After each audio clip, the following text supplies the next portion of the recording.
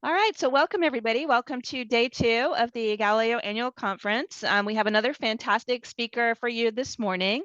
Deborah Kennedy is the Senior Consultant and Executive Director for the National Coalition for Literacy in Washington, D.C. Although she just informed me she'll only be in that position for a few more months since she is stepping down in September to focus on her consulting work. She is a national expert on adult literacy, and in collaboration with public and private sector agencies, Ms. Kennedy creates work-related and life skills trainings in areas such as financial literacy, consumer fraud protection, nutrition, health literacy, education, and citizenship for adult developing readers. She also provides workshops on writing and designing materials for this audience. Ms. Kennedy is also the owner and principal of Keywords, a small woman-owned consulting business focused on adult communication skills development. So that's what she's going to be focusing on come September. She was formerly the Associate Vice President for Adult English Language Education at the Center for Applied Linguistics, and she's the current Executive Director of the National Coalition for Literacy, which advocates on behalf of organizations concerned with adult education in the United States. We're so thrilled to have her with us today, so please welcome Deborah Kennedy. Thank you so much, Lucy, and good morning, everyone. It's a real pleasure to be with you and be able to talk with you today about libraries, literacies, and adult education. I'm Deborah Kennedy, as Lucy said, and I'm looking forward to sharing some ideas with you today. When we talk about literacy, I want to start with a couple of quotes here. This is the first one from the former Secretary General of the United Nations, Kofi Annan. Literacy is a bridge from misery to hope. For everyone, everywhere, literacy is a human right.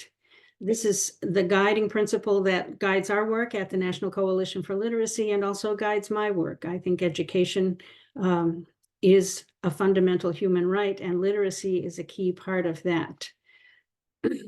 I also want to share one other quote from your own Georgia Libraries website. Libraries are the heart of every community. This is a picture of the Wayland Free Public Library in Wayland, Massachusetts. That's where I grew up, and I did a lot of my growing up in this library, and I have always loved libraries, and this library is the reason why. So literacy and libraries, in my mind and in my work, are completely coordinated with one another. Our agenda for today, we're going to talk about adult literacy in the United States.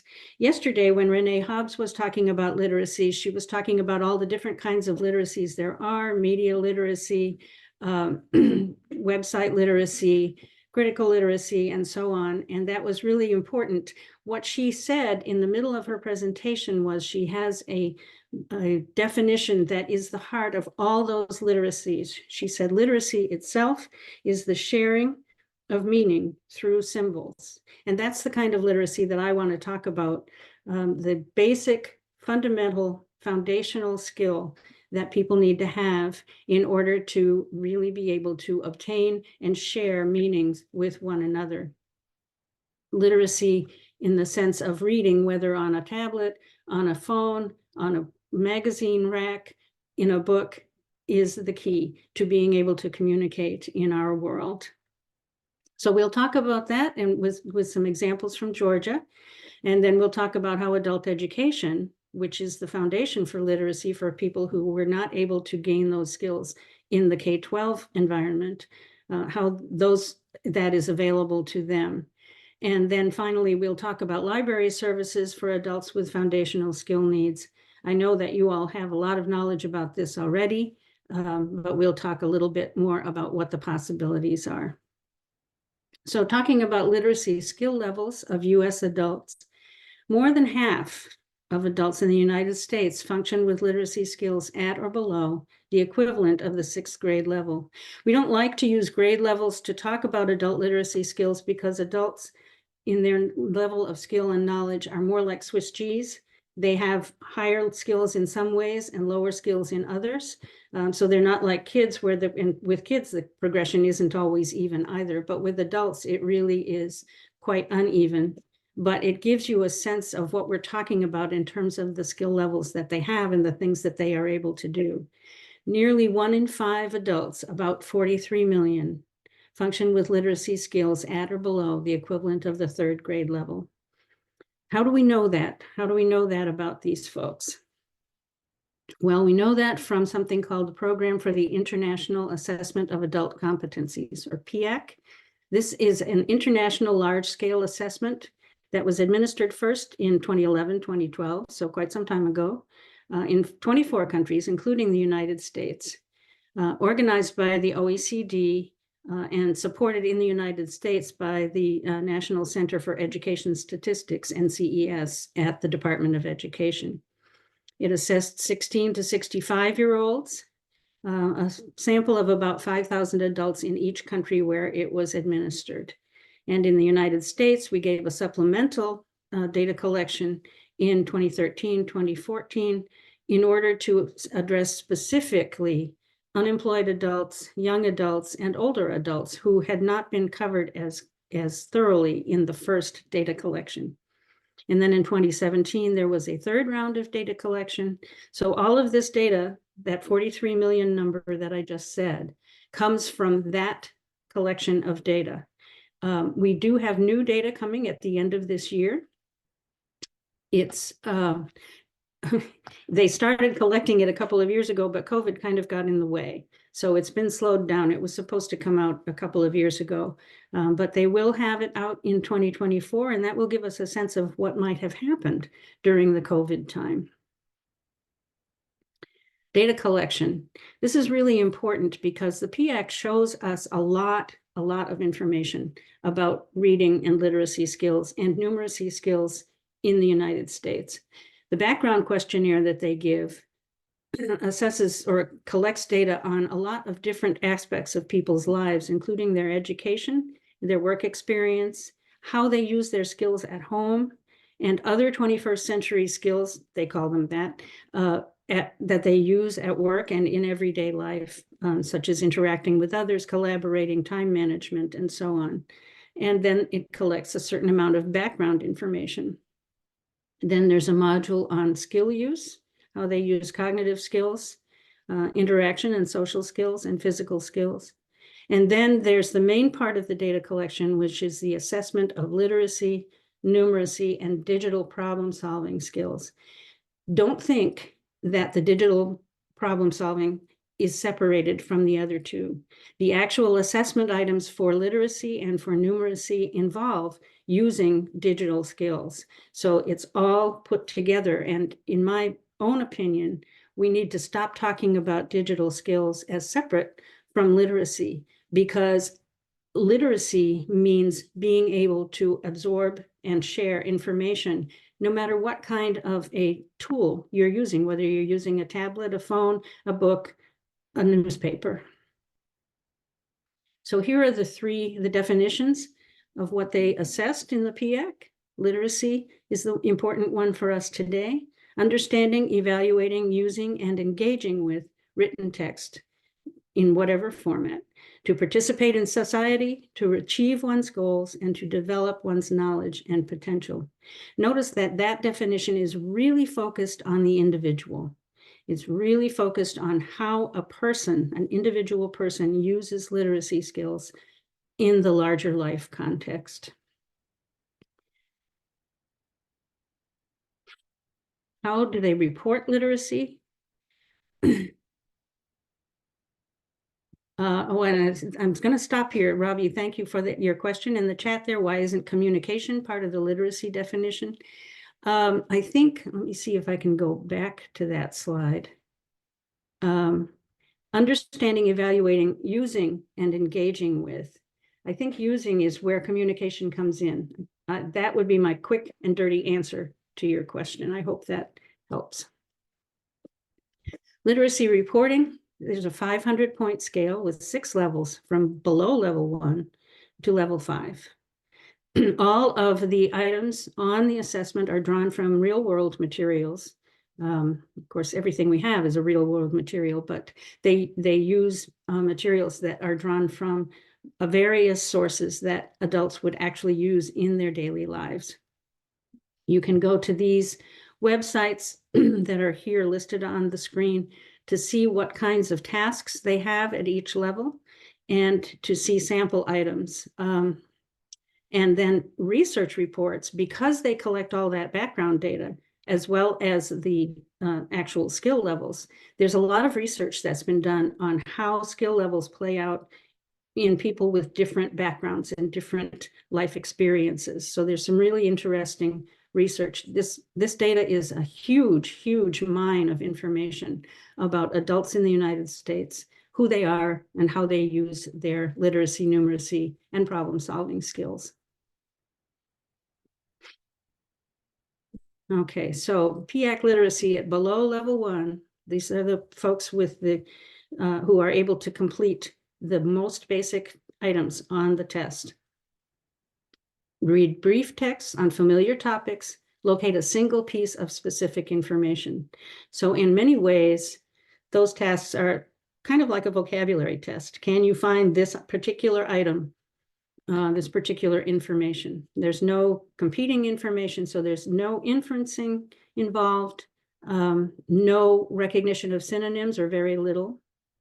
Only basic vocabulary knowledge is required. And things like connectors between sentences, you're not required to be able to recognize those. An example of a below level 1 task is a little table that shows the names of 3 people who stood for election in a certain context and the number of votes that they got. And the question asks which person got the lowest number of votes. And so it's a really simple multiple choice answer that needs to be provided there. That's what literacy at below level 1, that's how it's described. At level 1, we have shorter text. This is where the 3rd grade part comes in. Level 1 is considered to be more or less the equivalent of 3rd grade. Now, I've got grandchildren who read way beyond this level and did so when they were in 3rd grade. So I know that it really is dangerous to assign a certain level to a certain grade. However, this is where that number of people, 43 million, reading at 3rd grade level or below, this is where that comes from. They're at level 1 or below level 1. Again, we have information, finding a single piece of information, finding something that's identical or synonymous with the information in the question. Not much competing information is there. So there's a little tiny bit maybe of inferencing, but not very much. Again, a very straightforward level of reading. And level 2, now this is where the 6th grade comes in, 6th grade level. And now we're actually presenting text in a digital as well as a print format. Continuous, non-continuous, and other text types. And here inferencing and paraphrasing is actually required in the task. Why is this important? Well, if you think about things that adults need to do in their daily lives, for example, understanding how their children's schools, what their children's schools are sending home from school, or understanding health information that they need to have for themselves and their families, understanding financial literacy, things like how to use a bank. All of those require reading at least at this level. So when you're below that level, you're closed out from being able to do those things. One of the most interesting things about PIAC is they produce this skills map.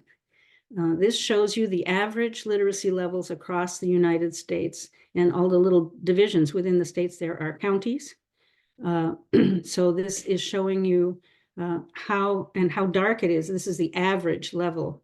The darker coloring is closer to the average.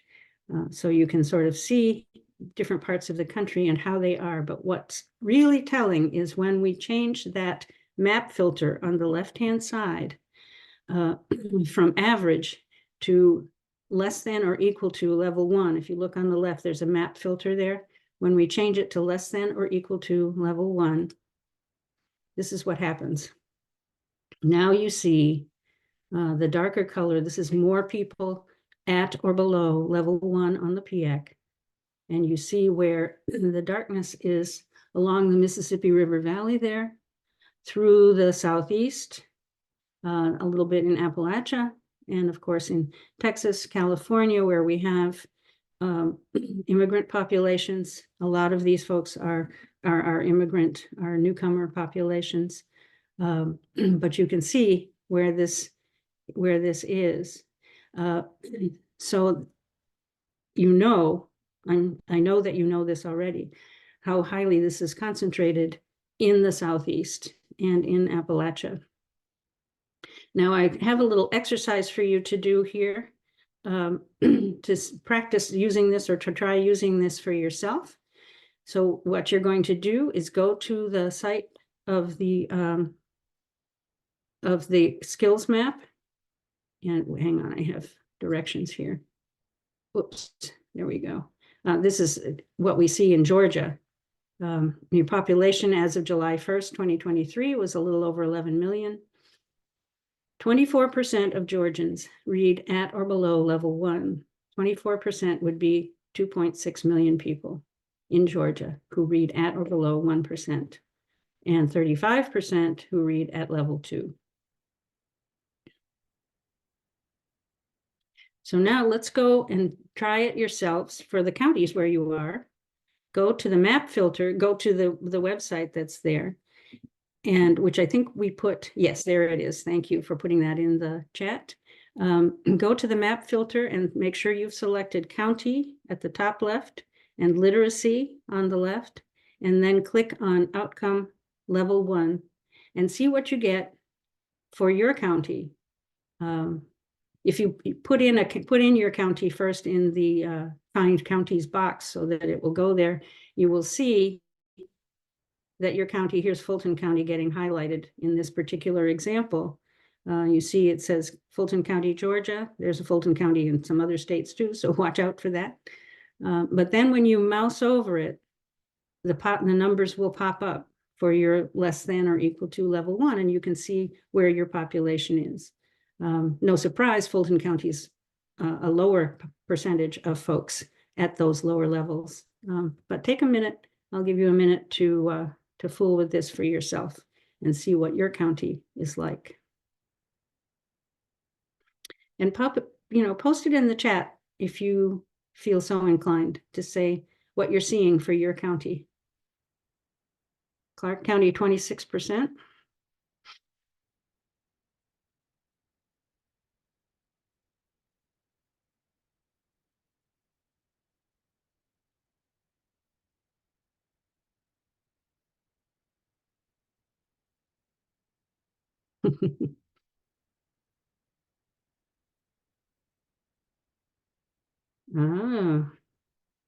Gilmer County, 25%. Emmanuel, 33%. Thomas County, 27. Newton, 26. It's a pretty high percentage of your folks. I'm sure this is no surprise to you. I'm sure you were aware of this.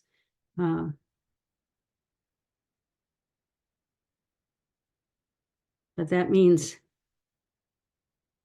there are a lot of folks out there who need educational support. Thomas County, 27%, DeKalb County, 24%.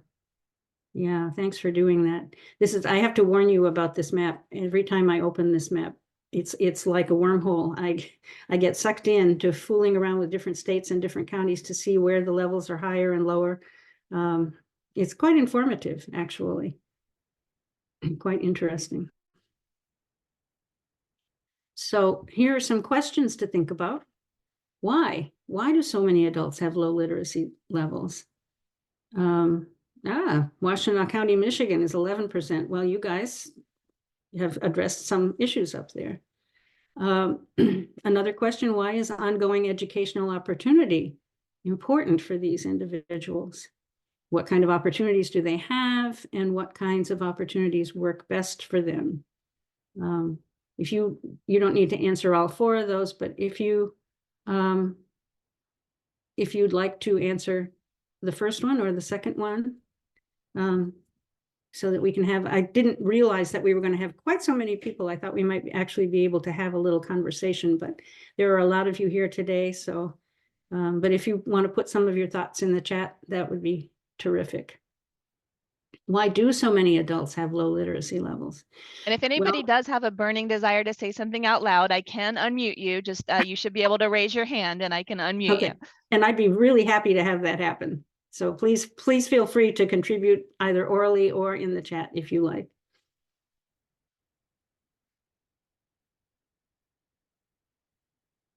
Oops.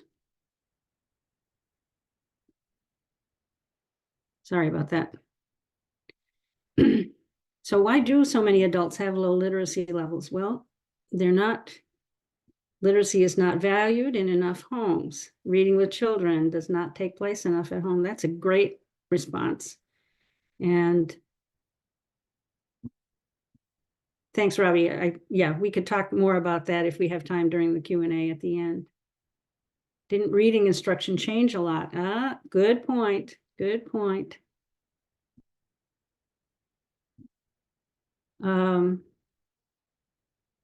Yes, adult education programs like the one at the technical college, and we're going to get to those in a little while. Thank you, Erin, for that. Underfunded schools, it's the answer to a lot of things, isn't it? And that's all of that is true. And particularly about literacy not being valued, or literacy of some people maybe not being valued. Low-income parents might need to work instead of at home reading with their kids. Yep, that's a really good suggestion. That connection between parents and children and reading levels is an important one. And the PIAC data does show us that that connection is for real. So there are a lot of reasons. Another one or two is issues with reading difficulties such as dyslexia. There's a huge amount of dyslexia and other related reading activities where the two eyes don't track together among people who are enrolled in adult education programs. And it's not addressed, so partly because, as you said, schools don't have enough funding for it. Communities don't prioritize it. Yes, many homes have parents working multiple or different shifts. There we go with Spalding, 30%. So Wendy, you got your answer. So there are a lot of reasons. I was chatting with a gentleman recently who, when he was in high school, he got as far as 10th grade. And he had to drop out because his father became ill, and he was the only caregiver for his father. And so he dropped out of high school. And what he said, this really hurts my heart when people say things like this. He said, I dropped out because I didn't think anybody cared whether I was there or not. So those things like that are really tough. There are a lot of reasons why literacy levels are low. And so ongoing educational opportunity is important for these folks. What kind of opportunities they have are adult education programs, as you mentioned, the ones through your technical college, state level programs and community level programs, and then there is the federal adult education system. And I will now talk about the federal. Yes, I think true about the COVID effect. I think we are going to see a COVID effect, depending on when the data was actually collected. But the fact that high schools were closed to in-person participation for such a long time, and online participation was challenging for a lot of those kids. And now those kids aren't kids anymore, they're adults. So we are going to see, I'm certain, a COVID effect. The federal adult education system, I'm going to go through this fairly quickly because I think you're probably familiar with it to some degree. Adult education and family literacy programs are provided through AFLA, which is Title II of the Workforce Innovation and Opportunity Act of 2014, which is being discussed this morning at 10 o'clock by the Senate Help Committee, just in case you're interested. It's administered by the Department of Ed. The office is called OCTAE. And it supports programs, this is a quote directly from OCTAE, that help adults get the basic skills they need in reading, writing, math, English language, to become productive workers, family members, and citizens. And the outcomes are not measured in terms of the PIAC kinds of the way PIAC measures them. They're measured in terms of progress toward college or post-secondary and career goals through the national reporting system. So we have this double system where we have on the one side the research work, the PIAC, assessment that we were just talking about. And on the other side, we have the National Reporting System, which is the accountability mechanism for this federal funding. And they don't interact with one another in any way. There's no way for them to actually do that.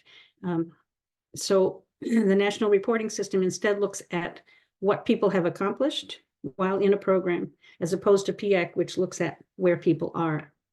They're just different and separate from one another. The federal adult education system provides a lot of different types of programming. Adult education, which refers adult foundational or basic education, referring to literacy and numeracy and basic computer digital skills. English language acquisition, and then there's workplace literacy, family literacy, integrated education and training, which gets a very heavy emphasis now, and integrated English literacy and civics education for those who are learning English as an additional language. Those last two are the real heavy focus of the Department of Ed right now, and have been, because this system is so focused on career outcomes and post-secondary outcomes as well. And you can use those source URLs down at the bottom of the screen to read more about them if you like. So here's when states receive the federal funds through a formula system, and then they distribute them out to the programs in the state. And then states have to file a statewide performance report. This one is for PY 2022, which is July 1, 22 to June 30, 2023. So this is the most recent data that we have on the state of Georgia. Look at the numbers at the bottom left-hand side. Number of participants served, 28,658 in career services and 1,591 in training services. Now, if you think about the number that we had when we were looking at overall Georgia numbers related to the PIAC, that was in the millions. And here's the number of people who are participating in federally funded adult education. You can see that the system does not meet the need in any way, shape, or form. It's nowhere near the level. And if you look at the funds expended, you see what the funding per person is. It's less than $60 a person per year. If you think about what the funding level for your kids is in K-12, it's considerably more than that, still not enough. As you said, schools are underfunded, but it's considerably more than that. So there's just not enough here to really support the educational needs of our adults with lower levels of literacy. So here we go. Here's the comparison. 24% in Georgia at or below level 1. That would be 2.6 million. And you can see the number of participants in the national reporting system. Got a long way to go with how we value education, how we value literacy, as you were saying. And this is, you had that Deloitte study. I hope you're familiar with this, a Deloitte study that was done in 2017. Over 1 million adults are low literate. I'm not sure how they were defining low literate in that study, but what we just saw was considerably more than 1 million. But that report says some important things about low literacy in Georgia. It's a generational cycle. As you were all saying, and there are many of you in the chat, adults who have children, they're less likely to read to their children, and those children don't get the language nutrition they need. So it is a cycle. Low literacy costs Georgia annually, and increased needs for literate adults in the workplace. Now, notice this is really important to understand here. This is really focused. There's the point about the general cycle, but then it's really focused on what it's costing the state and what the problems and solutions are for the workplace and for business. In other words, it's not focused on the individuals. It's focused on the larger context. That's important. It's a good way to, a good argument to use when advocating for increased funding for education at every level. But that's how we are understanding literacy these days. It's understood as a series of competencies that you have as an individual in order to support yourself in the workplace and to support the workplace, support society. Instead of, and here's where I get myself in trouble because I get up on my soapbox, but it does not focus on the individual's quality of life. There's a question here in the chat about what factors they consider when looking at how much literacy costs the state. I don't know the answer with regard to this particular report. I would need to read the report to answer that specifically. But what I do know is that in general, they often look at how many job openings businesses have that they're not able to fill because they don't have qualified people with the educational background they need. How much the state has to spend on education and other support for people. Sometimes they look at things like health costs and other costs that the social safety net has to support because these individuals don't earn enough in their work to support themselves, to pay for their own medical costs. So there are a lot of different factors that tend to get looked at when they're doing this. I'm going to zip through the rest of this. Now, the Technical College System of Georgia gets kudos. We offer free classes to help you prepare for the GED or HiSET. So focusing on high school equivalency there, ESL classes. It's very important that they're providing these. But you notice again, the focus is on attain citizenship, go to college, find a job. It's good to have that. Those are the goals that many of our adult learners have. But again, there are a lot of other goals that adult learners might have that are not specifically addressed in the system. You have a wonderful, whoops, Zoom. You're not helping me, Zoom. There we go. We'll go back.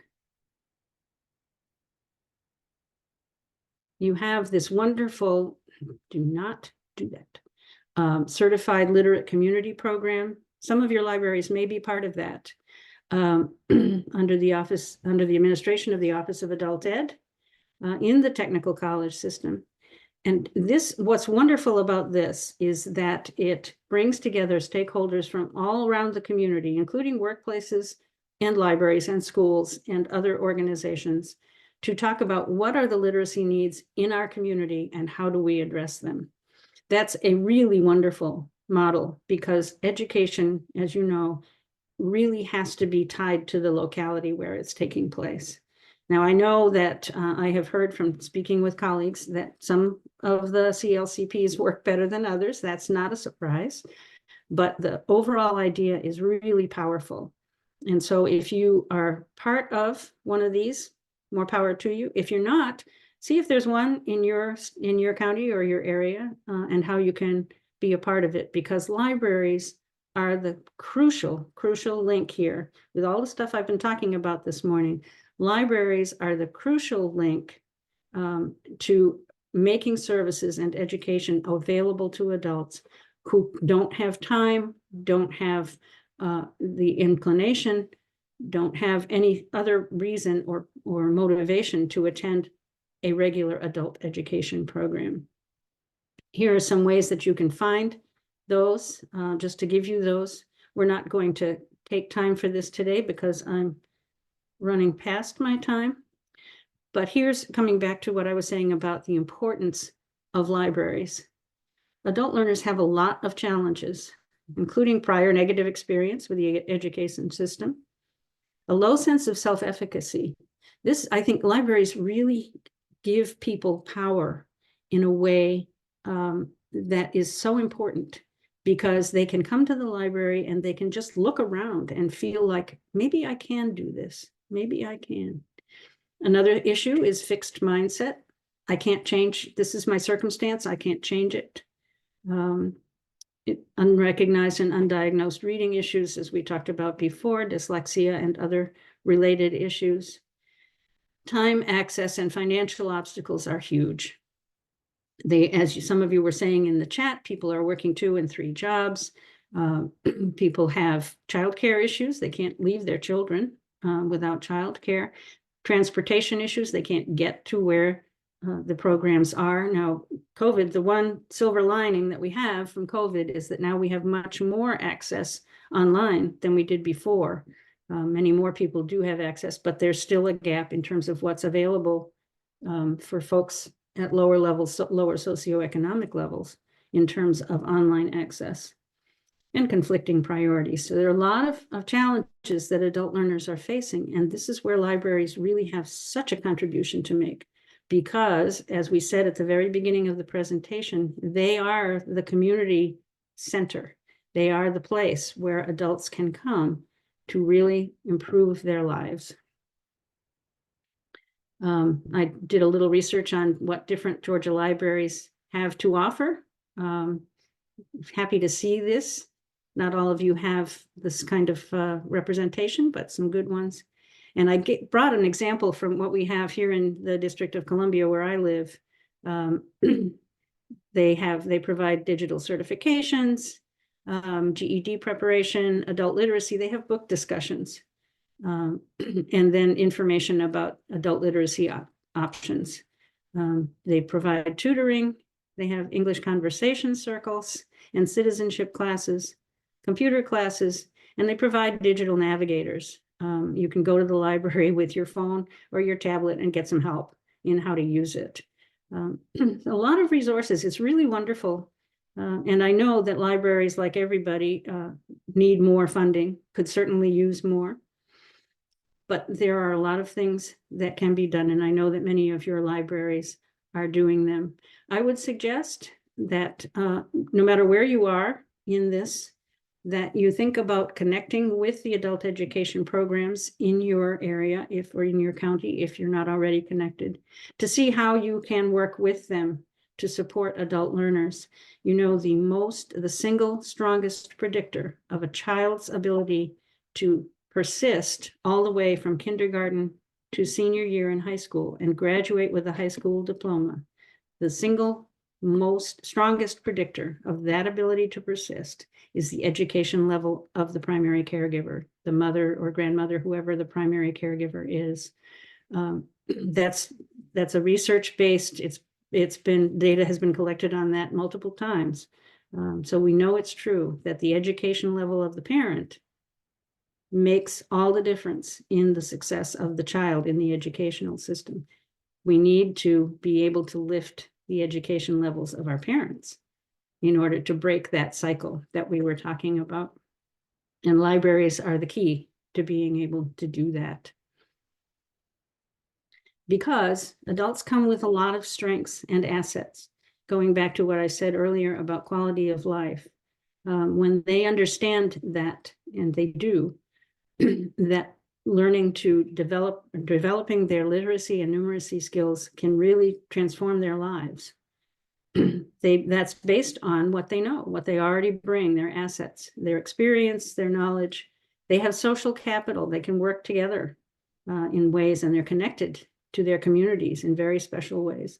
And they have a lot of motivation. So focusing on these folks in a positive way that looks at their strengths and assets and considers their quality of life overall, not just for getting a job, which is important. Very often it's one of their major goals, but also the broader implications for their lives in general is the approach that really makes adult literacy powerful and transformative in people's lives. So we have challenge and we have potentials. Libraries provide this environment. Adults can do a lot of different things in a library. As long as the library is open and available to them, they will, as long as they're encouraged to know that they can go there anytime and find what they're looking for, or explore what they don't know yet that they're looking for. Thank you very much. It's been a pleasure to speak with you, and we have some time now to take some questions if there are any. And you're certainly welcome to be in touch with me directly at my email address, or to go and explore the National Coalition for Literacy website. Yeah, I'll throw those links in the chat as well in just a second. Jeff has been sort of wrangling the questions. I think most of them, Deborah, you've addressed sort of as we went through. Jeff, are there any outstanding questions that we already know about? There are no outstanding questions, so please do send your questions into the chat or the Q&A. Okay. I just wanted to say yesterday, Lucy, I was listening to your presentation about where Galileo is going and your plans for the future, and I was really delighted with the description of the EBSCO system that you have, particularly the fact that it provides lexile ranges. Yep. And the text-to-speech. The text-to-speech is really huge for our adult learners. It really helps them to develop the strength of their reading skills. Good. I'm glad to hear that we're moving in the right direction. Another thing that I'll just mention that we're looking at, and Jeff sort of alluded to that too, accessibility, certainly from a folks who have, perhaps print or visual disabilities perspective is good. Another thing that we're considering is actually simplifying the language on our site to make it, we are, while we serve the entire state, we, kind of have a lot of language that might be too academic, perhaps. So we're wondering maybe we could even use AI to help us, simplify some of those and get it to a better reading level. Is there a target that we should be aiming for, in your opinion? Well, I think you need to think about it in a couple of different ways. You're right about language, making language more accessible. But you also need to think about how folks with lower literacy levels read on a screen. And there's been some research done on this. It's gotten a little old, but I think it's still valid, that normally, well, when you do a search, for example, and the search results come up, they use an eye gaze tracker to watch what people do. People who are stronger readers read through. So it's like it's called an F pattern. Where they read through the different things that pop up, and they will read through the first 3 or 4 to see whether they're relevant. And they know that the top ones are usually paid advertisements. Lower level readers don't do that. They tend to just pick the first thing. They don't read into the text that comes up. And now we have AI providing these little summaries, and those are going to be totally inaccessible. I think, or much less accessible for our lower level readers. So thinking about not having too much stuff on the page, on the web page, so that there aren't too many distractors, so that the information that you want people to see is clear, having navigation that has clear labels, so it's obvious what you get when you click on different things. Digital literacy skills are improving because so many folks have phones and are using them for different purposes. But it's particularly on phones and tablets, it can be really hard to read a website. So you want to make sure that not only is it optimized, but that it's just as straightforward, as simple as it can be. Oh, there you go. Thanks, Jeff. Yeah, Nielsen on the F pattern. Yep. Yep. Incorporate, Robbie. Thank you. More images. People remember images. And they connect with images in a way that they don't connect necessarily with text. So that's a good point. That Nielsen research, Jeff, is pretty old. I think that's at least 10 years old, but still interesting. What about for physical libraries? Are there any immediate steps that you would suggest that folks in our public libraries or even academic, technical college, higher ed libraries take to make their physical spaces more welcoming, or their services more accessible for adult learners who may be struggling with literacy? Well, signs and as Robbie was saying, signs with images on them to show folks where to go to find what they're looking for. So really bring in some folks and ask them, what are you looking for, and what's the best way that we can help you find it? That would be my first suggestion. There was a study, I looked for this and I couldn't find it to give you the reference, so I didn't want to mention it, but there was a study that some kind of a study that was done asking adult learners how they felt about libraries. It might have been, this might be on the American Library Association website. And adults with lower levels of literacy, many of them said, I don't go to the library because there's nothing there for me. Because they think, when they think of libraries, they think of books and reading, and those feel inaccessible to them. So all the programs that you're doing that bring people in, families and adults in, and kids, are great. They're wonderful. Keep it up, and keep thinking creatively about ways to just make people come to the library and feel comfortable there. Know that, yes, there is something for you here. I love Robbie's suggestion there of, letting the students at the local schools share, with their parents. with their parents. Absolutely. Yep. Yep. Yeah, you can make a thing for students to take home, that, is what's available at your library. What's at the library, a little like a search thing, and they can share that with their parents, and they can go to the library with their parents. Of course, that assumes that the parents aren't working 3 jobs and have time to go to the library with their kids. Exactly. It's a real challenge, and I haven't even begun to talk about, but if you explore the PIAC research, you will see it, about the differences, ethnic background, racial background, socioeconomic status, that those make, and the numbers, the percentages of people at these different literacy levels in those different kinds of categories. All right. Any final questions for Deborah? This has been fascinating, Deborah. Thank you. I think I managed to get all of the links from your slides into the chat, but we will also be, sharing out the presentation as well later. So I will just. And I did upload the PowerPoint, so folks should have access to that through your website. Perfect. Thank you so much. Well, we really appreciate it, Deborah. We will go ahead and end this session now. And those of you who are attending some other stuff today, we will start our next session at 10 o'clock with Julie Walker, our state librarian and vice chancellor for libraries and archives in the university system. Thank you so much, Deborah. We really, really appreciate it. Take care, everyone. Bye.